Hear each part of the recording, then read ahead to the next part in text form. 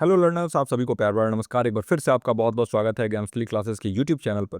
UGC net जून 2025 को अगर आप टारगेट कर रहे हैं तो अब से हम यहाँ पर 10 मिनट के कुछ सेशंस लाने वाले हैं जो कि कुछ इंटरवल के बाद आते रहेंगे। तो आप इन सेशंस को बिल्कुल मिस मत करिएगा। और अगर हमारे साथ जुड़ के आप प्रिपरेशन करना चाहते हैं इसी तरीके से बहुत ही जो है स्ट्रक्चर्ड वे में जो हमारे क्लासेस चल रहे हैं उनसे आप जुड़ सकते हैं। और उससे आपका जो पूरी तैयारी है ना वो बहुत ही सुव्यवस्थित ढंग से आगे बढ़ेगा। अगर आपको पेपर 1 के लिए हेल्प चाहिए या पेपर 2 अगर आपका शिक्षा शास्त्र है तो इन दोनों ही सब्जेक्ट्स के लिए पेपर 1 और पेपर 2 शिक्षा शास्त्र इन दोनों के लिए हम प्रिपरेशन होता है। आज का हमारा टॉपिक है assessment of for and as learning. क्या होता है assessment of learning, assessment for learning and assessment as learning. आसान शब्दों में समझेंगे 10 मिनट के अंदर और एक एक आपका ये टॉपिक कंप्लीट हो जाएगा, है ना। ये अगर आपको एडमिशन लेना है, हमारे साथ जुड़ना है तो हमारा बैच ऑलरेडी स्टार्ट हो चुका है। 9015958713 ये नंबर है, इस पे कॉल कर या मैसेज करके आप डायरेक्टली एडमिशन ले सकते हैं। पेपर 1 बिल्कुल फ्री ऑफ कॉस्ट आपको दिया जा रहा है ना। देखिए, असेसमेंट जो होता है ना, मूल्यांकन जो है, आप जानते ही क्या होता है। असेसमेंट एजुकेशन में अलग अलग पर्पज सर्व करता है ना। असेसमेंट जो है इससे आप जो चाइल्ड है, जो शिक्षार्थी हैं, उनके करंट लेवल ऑफ अंडरस्टैंडिंग को आप समझते हैं और साथ ही साथ आपने जो भी पढ़ाया है उसका भी आकलन करते हैं और लर्निंग आउटकम देखते हैं कि लर्निंग आउटकम जो है वो क्या है, बच्चा क्या सीख पाया है, क्या जो आप टारगेट कर रहे थे वो बच्चा सीख पाया है कि नहीं। तो असेसमेंट जो है एक प्रोसेस है जिसमें आप गैदर करते हैं, एनालाइज करते हैं, इंटरप्रेट करते हैं इन्फॉर्मेशन को। कोई भी एक लर्नर है तो उनके परफॉर्मेंस के बारे में कि कैसा वो परफॉर्म कर रहा है, जो भी शिक्षार्थी हैं उनके नॉलेज को, उनके कौशल को, उनके ज्ञान को, उनकी क्षमता को और प्रोग्रेस कैसा कर रहे हैं इसको। असेसमेंट अलग अलग टाइप का हो सकता है। एक असेसमेंट होता है एफए फॉर्मेटिव असेसमेंट, एक होता है समेटिव असेसमेंट, एक होता है डायग्नोस्टिक असेसमेंट, है ना। और इसके बाद से नॉर्म रेफरेंस असेसमेंट होता है, एक होता है क्राइटेरियन रेफरेंस असेसमेंट, है ना। सेल्फ असेसमेंट और पीयर असेसमेंट का नाम तो आपने सुना ही होगा। जो समेटिव असेसमेंट होता है ना, इसको हम कहते हैं assessment of learning. Assessment of learning मतलब सीखने का आकलन, है ना, या फिर अधिगम का आकलन। क्या आपने अभी तक सीखा है उसका आपको एक टेस्ट देना होगा और उस टेस्ट के बाद जो है पता चल जाएगा कि आपने क्या सीखा है। यानी फाइनल एग्जाम जो होता है ना आपका, वो होता है समेटिव असेसमेंट, ऐसा आप समझ सकते हैं। यानी ये होता कब है? At end of any course. कोई भी कोर्स आप कर रहे हैं उसके अंत में ये असेसमेंट होता है। यानी इंस्ट्रक्शन देने के बाद, आपको निर्देश देने के बाद, आपको पढ़ाने के बाद होता है और आपका ओवरऑल अचीवमेंट इसमें इवेल्युएट किया जाता है।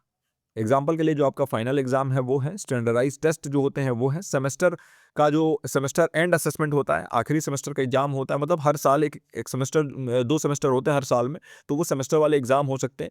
इसका पर्पज है कि आपको सर्टिफिकेट मिल जाए, आपको रैंक किया जाए, ग्रेड किया जाए, पता चले। और स्टैंडर्डाइज तरीके से होता है ताकि आपको पता चले कि हाँ इतने लेवल पे आप आ चुके हैं। जैसे आपने अगर क्लास 10th पास कर लिया, यानी कि आपसे एक्सपेक्ट किया जाएगा कि आपको ये चीज़ें मालूम होनी चाहिए।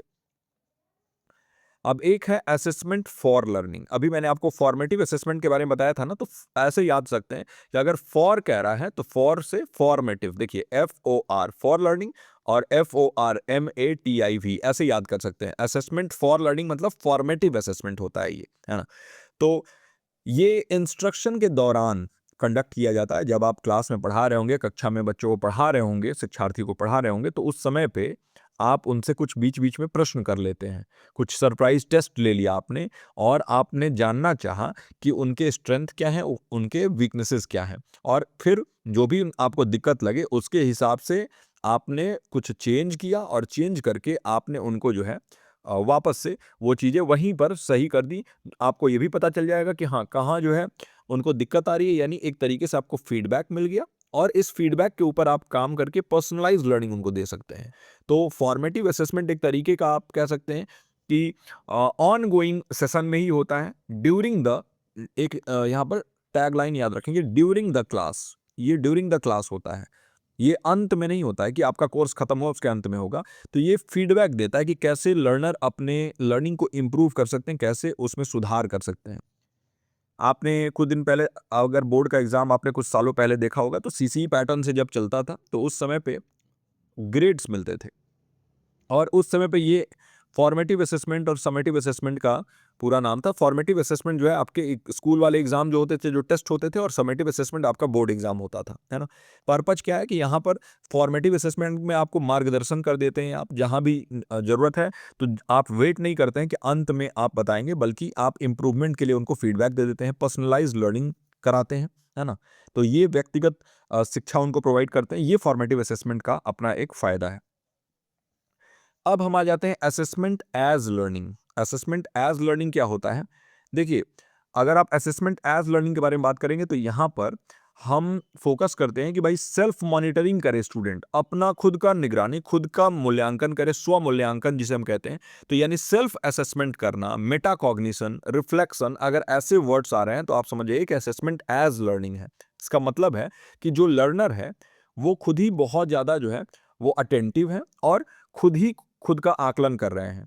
यानी यहाँ पर सेल्फ मॉनिटरिंग चल रहा है अपने लर्निंग का। यहाँ पर हम एनकरेज करते हैं रिफ्लेक्शन को, सेल्फ असेसमेंट को, मेटा कॉग्निशन। मेटा कॉग्निशन मतलब thinking about your own thinking, आप क्या सोचते हो अगर इसके बारे में भी आप सोचने लगे तो उसे मेटा कॉग्निशन कहते हैं। सेल्फ असेसमेंट में हम कहते हैं ना कि नहीं, यहाँ मैं गलती कर रहा हूँ यार, मुझे ऐसे करना चाहिए।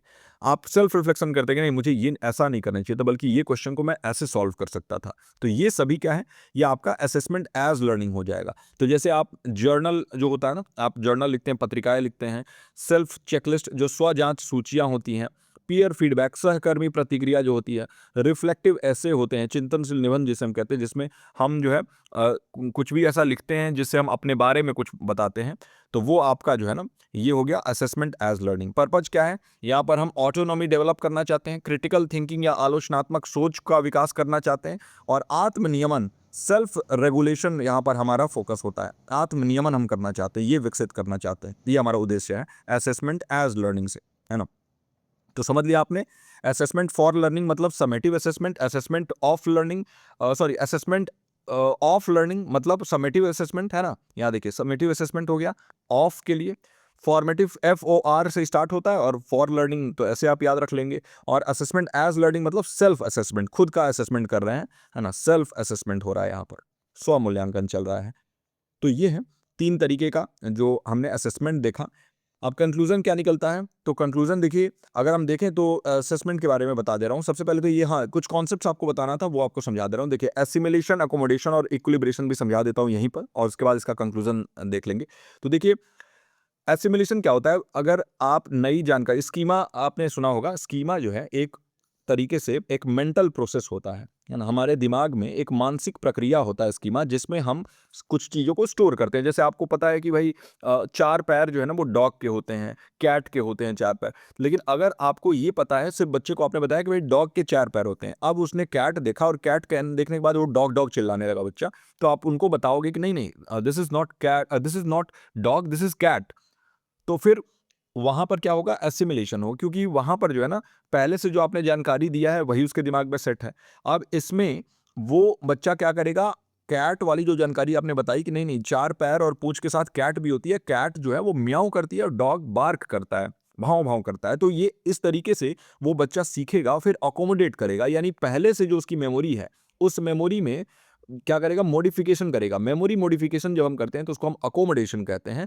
और ये इक्विलिब्रेशन जो है ना, तभी होगा जब बच्चे को आप वो जानकारी दे दोगे और वो फिट कर लेगा, तो फिर वो इक्विलिब्रेशन में आ जाएगा। मतलब एक तराजू है और वो बराबर हो जाएगा। अगर आपने उसको कोई नई जानकारी दी तो ये तराजू जो है वो इस तरीके से हो जाएगा, जब तक कि वो अकोमोडेट ना कर ले, जब तक कि उस चीज़ को अपने स्कीमा में सेट ना कर ले।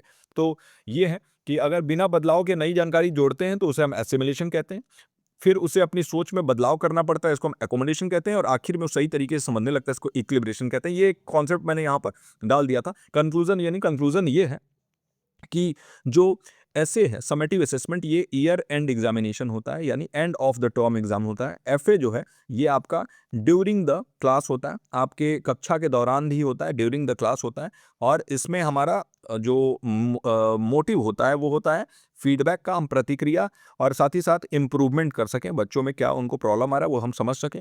और असेसमेंट एज लर्निंग अगर हम देखें तो वो सेल्फ असेसमेंट होता है, स्व मूल्यांकन, जहाँ पर हम रिफ्लेक्ट करते हैं, खुद के थॉट्स के बारे में सोचते हैं, मेटा कॉग्निशन के बारे में सोचते हैं, हम सोचते हैं कि हमने क्या किया, हमें क्या करना चाहिए। तो सेल्फ असेसमेंट, स्व मूल्यांकन के ऊपर ध्यान देते हैं। तो मैं आशा करता हूं कि assessment of learning, for learning और एज लर्निंग आपको अच्छे से समझ में आ गया होगा। इस पर्टिकुलर वीडियो में इतना ही। मैं मिलता हूं आपसे अगले वीडियो में। टिल देन आप अपना और अपनों का ख्याल रखिए। नमस्कार।